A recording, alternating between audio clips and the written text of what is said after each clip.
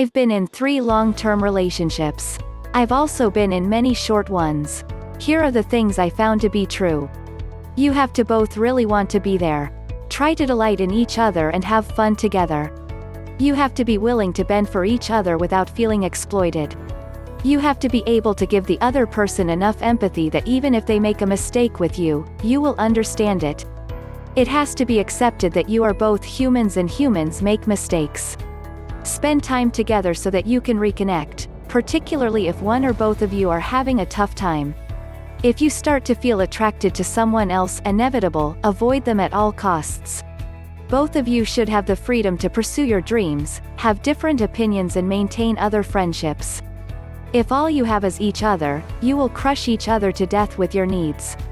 You both need to have the freedom to be yourselves. You won't feel in love all the time. You'll fall in love with them again and again. Trust that this is natural instead of worrying about it too much. In a conflict, communicate openly without assigning blame or trying to punish each other. Try to look at how you can work together to solve the problem. Don't blindly accept relationship advice from others. Some of it is absolutely disastrous, or not technically relevant to the situation. Mind you, you should only employ these strategies if you really are with someone who suits you and isn't abusing you.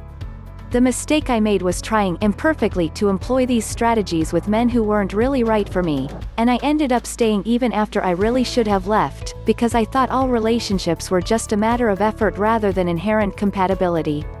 Don't make this mistake.